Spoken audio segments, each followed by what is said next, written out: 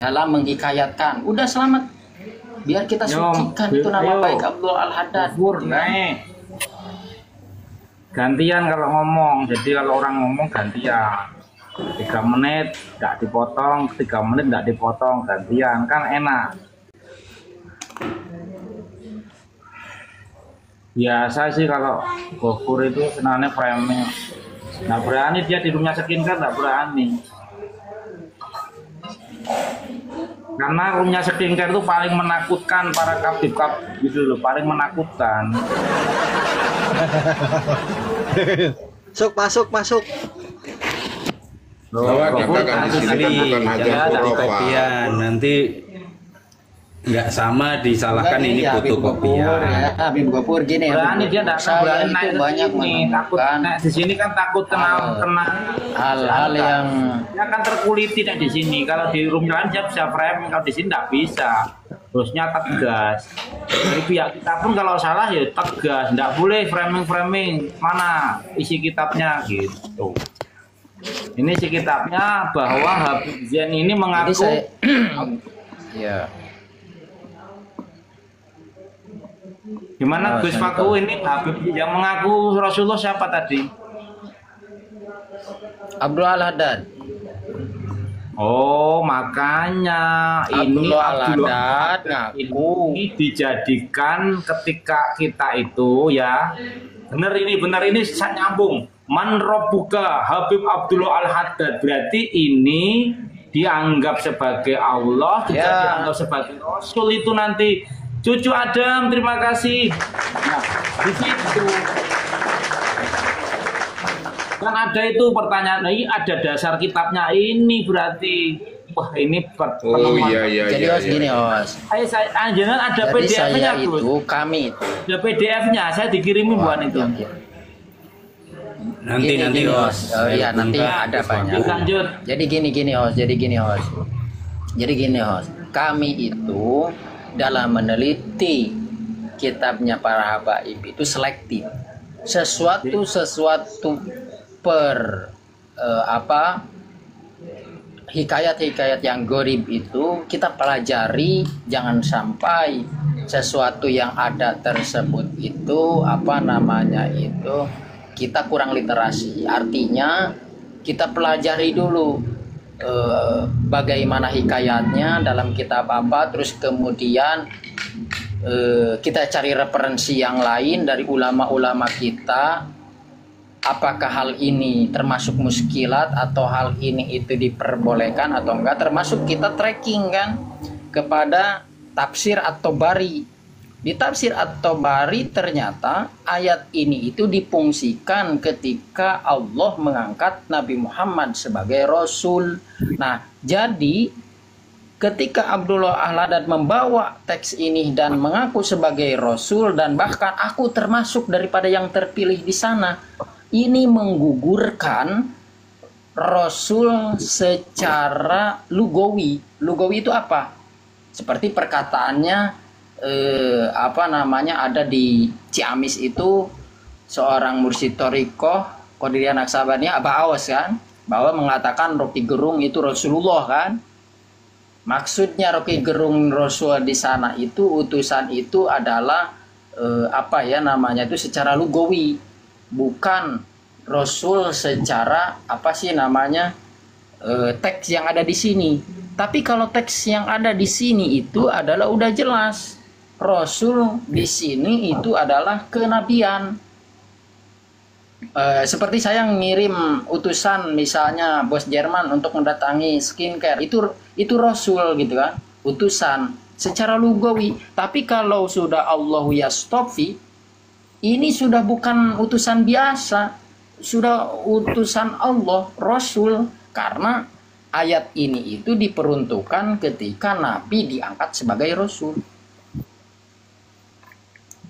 Ya.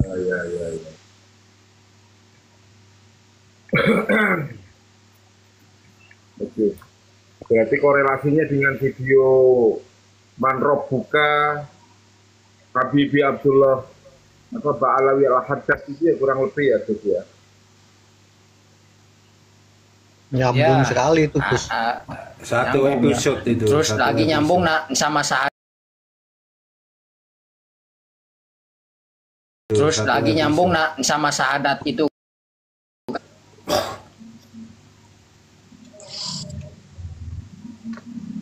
Biasa mereka terstruktur. metode pergerakannya itu sangat smooth sekali gitu.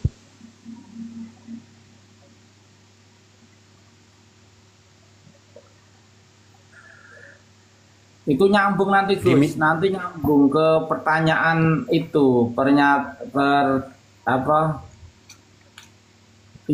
apa jenenge? Pertanyaan kubur Sekarang itu Gus. begini tadi. Oh iya, ada itu, udah ada. Itu di Mas Surawi itu ada. Nah tadi kan si Gopur kan naik. Wah kamu keliru kok, kamu keliru. Terus dia nanya di halaman berapa itu? Lah nyebut keliru kok nanya di halaman berapa? Harusnya mempelajari dong, lebih tahu daripada saya baru. Wah kamu keliru tuh, itu nanya gini. Lah ini kan belum tahu di kitab apa, halaman berapa, belum apa-apa. Itu salah itu, pelajari dulu dong. Bukti bahwa Iya, dia tidak itu. mempelajari, kan tadi nanya halaman kan? Artinya nggak tahu. Gimana sih? Gus, kita ini memang keren, teliti nih Gus Faku ini kita nobatkan sebagai Kiai Nusantara. Bukan host, Gus Paku ini adalah Profesor Kurapat Dunia. Iya, kurofat dunia profnya ini keren. Profesornya ini, Gus. Salah ya, salah. 80 juta Salah. Udah. Ini Gus Faku kita nobatkan di roomnya skincare Profesor Kurofat Isra Nggak Iliyat. mau. Salah. Mantap. Salah. Yang jelas gini host. Dok. Masuk, host, tenang. Kalau mau mengangkat saya, angkatlah saya Muhibin sejati para habaib. Karena hanya Muhibin sejatilah yang setia mempelajari kitab-kitabnya para habaib gitu dong. Gimana sih? Nggak keren. Nggak akademis ya, Gus. Nggak akademis. Demis, ini Nggak akademis, nggak namanya keren. ya Profesor Isra Iliyat Kurofat Balawi ya. Wah, mantap. Ini kita nobatkan naik kemarin. Muhibin, saya Muhibin. Bindoro sudah Kiai. Saya Muhibinnya baik. Sudah. Enggak, saya Muhibinnya habaib, bos. Saya Muhibin. Sudah diangkat derajatnya. Jadi Muhibin sekarang jadi Mukimat.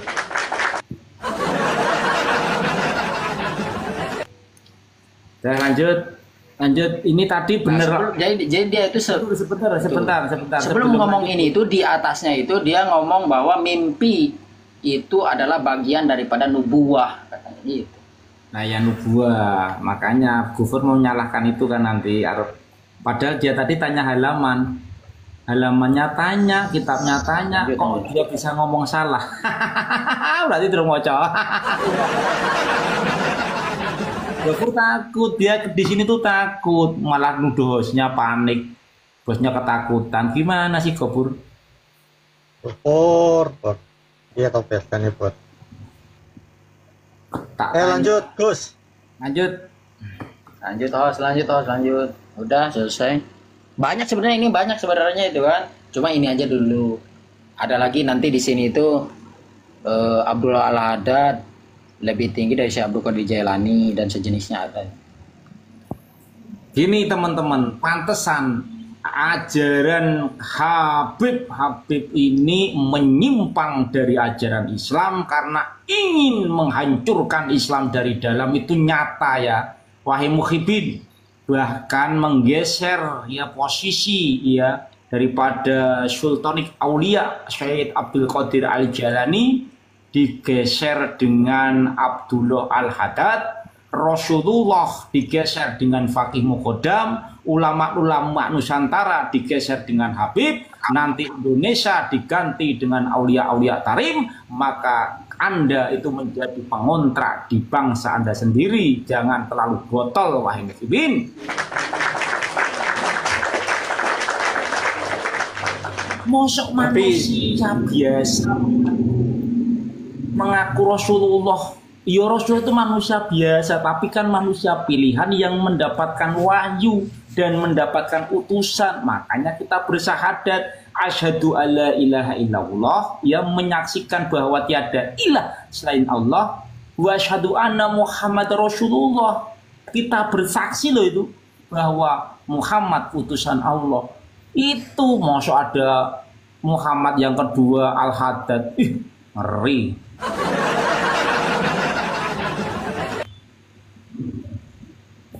Tapi Abdullah Al-Haddad semua diborong, mengaku Rasul, mengaku wali, mengaku Nabi, mengaku Allah. Yang belum mengaku Muhibin. Korelasi dari kitab yang dibacakan oleh Gus Faku tadi itu adalah yang biasa kita dengar di TV-TV. Wagala mungkar wa nakir man rabbuka habibi Abdullah bin Al-Haddad Ba'alawi wa man nabiyuka habibi Allah Al-Haddad Ba'alawi, gitu loh teman-teman. Jadi sinkron ini dengan apa yang diceramahkan oleh para dai-dai mereka, para combe-combenya. Ternyata ada Buri. Kedengaran suara saya? Aduh.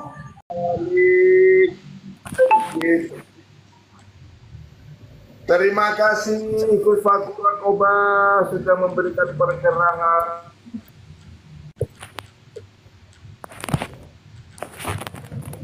Samuel, Ya, silakan Samuel. mereka kan tinggal pilih. Lanjut. Yuk Samuel, silakan untuk bernarasi Samuel.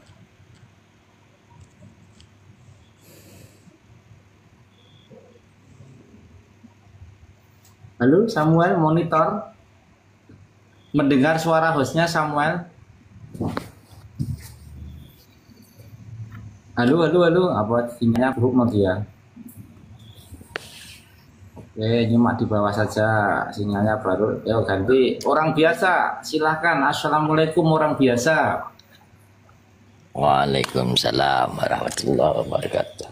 Nah, ini Gus Faku nemukan lagi ini bahwa Habib Abdullah Al-Haddad mengaku sebagai Rasulullah. Makanya ketika ada pertanyaan man rabbuka wa man nabiyuka Habib Abdullah Al-Haddad, lah ini kitabnya kurang biasa. Ada di kitab Hikayat daripada Habib Zain ini tadi. Wah, keren nih Gus Faku nemukan itu.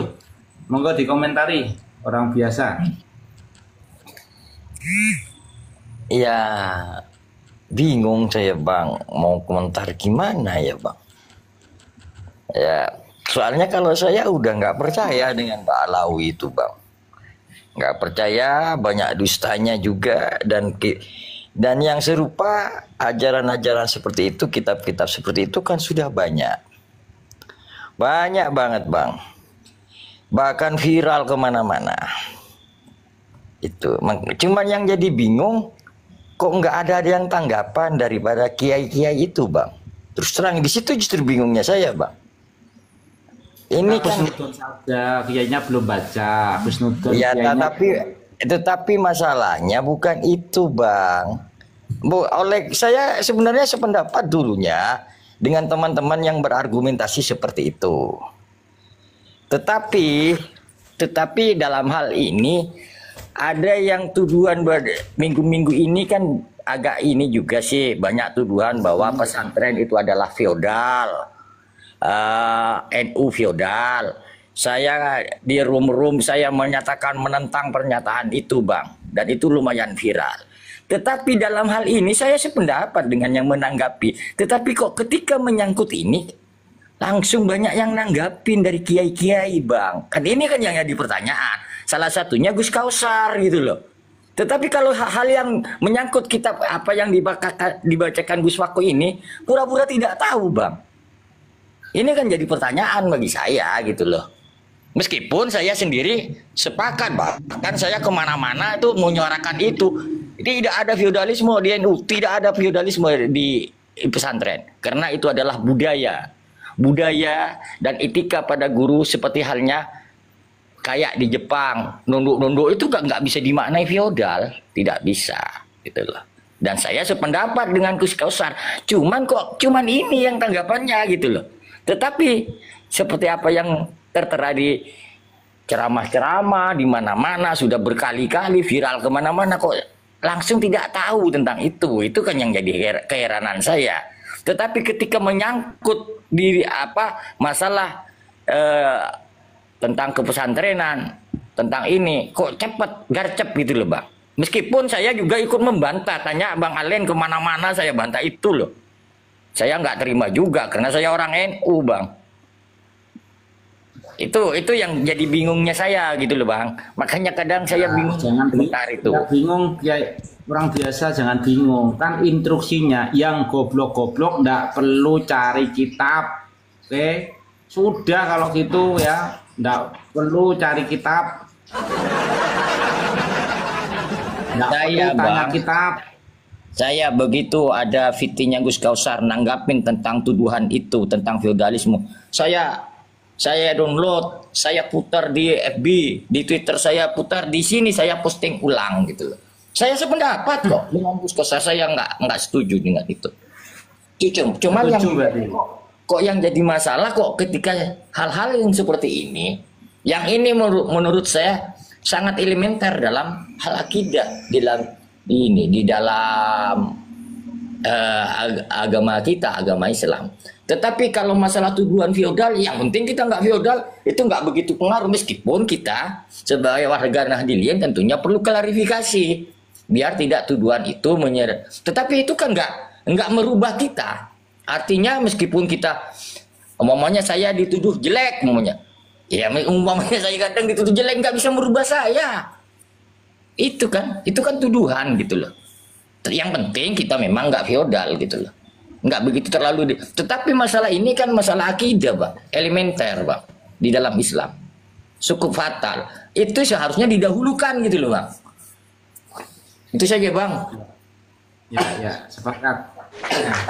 Ini di teks yang lain itu yang terkait di dalam kubur itu ini. Jadi ceritanya itu ada seorang muhibbin Abdullah Al-Haddad, dia datang ke Abdullah Al-Haddad minta jaminan surga.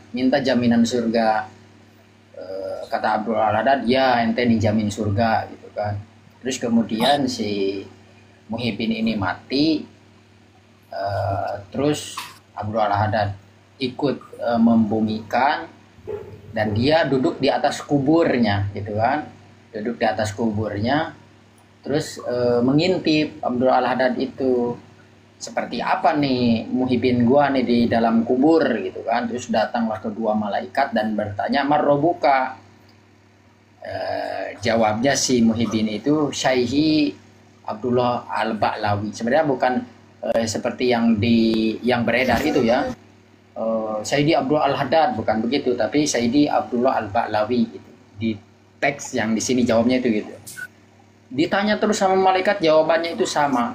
Nah, karena mendengar muhibbinnya ketika ditanya oleh malaikat menjawab marobuka Syaihi Abdullah Ba'lawi, Abdullah Al-Haddad langsung ketawa di atas kubur itu kan, terpingkal-pingkal karena lucu mungkin gitu ya jawaban si muhibbin ini. Dan si muhibbin ini ceritanya itu masuklah ke surga gitu kan. Muhibbinnya Ori bukan itu namanya? Ya masih saudaranya si Maman Kacang kayaknya. Adam Sen. Lanjut. Luar biasa. Ayo Kang Faku. Dan Dibongkar ini semua. kitab ini nggak ada ya. Kalau teman-teman melihat di Masurawi juz 1 nggak akan nemu. Teks ini nggak akan nemu sampai kiamat pun nggak akan nemu, karena di sana itu sudah dihapus. Dibuang. Dan alhamdulillah kita bisa punya, ya dibuang. Tapi kita punya akses ke kitab aslinya, yakni manuskripnya. Nah sehingga ditemukanlah lapan ini. Gitu. Cerita ini ada. Nah pertanyaan kita, kenapa harus dihapus, dicetakkan Mas Surawi kalau memang benar ini bukan bermasalah gitu kan, ngapain harus dihapus? Terbitkan saja sih gitu kan. Tapi kan nyatanya dihapus. Sarhul Ainiyah yang sekarang, edisi sekarang juga berubah Bang. Berubah itu memang. Edisi yang baru ini. Termasuk Aduh. ini tuh kitab 150 tahun yang lalu. Jadi kan Mas Surawi itu abad ke-12 ya, 11-12. Manuskripnya dia masih ada. Terus pada tahun 150 tahun yang lalu dia dicetak, masih orsinil untuk cetakan pertama itu masih orsinil. Nah, yang ini, yakni yang kitab ini yang saya punya ini, dia masih orsinil. Yakni kitab saya ini tuh 150 tahun yang lalu. Nah, kemudian dicetak ulang. Nah, dicetakan ulangnya itulah pada dihapus semua.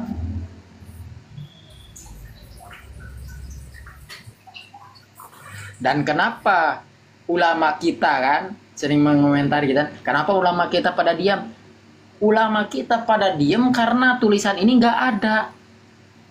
Kalau ada coba dibaca sama ulama kita dulu, udah dikoreksi. Kenapa ulama kita nggak peka bahwa ada hurufat di kitab-kitabnya mereka? Ya karena nggak ada, udah pada dihapus.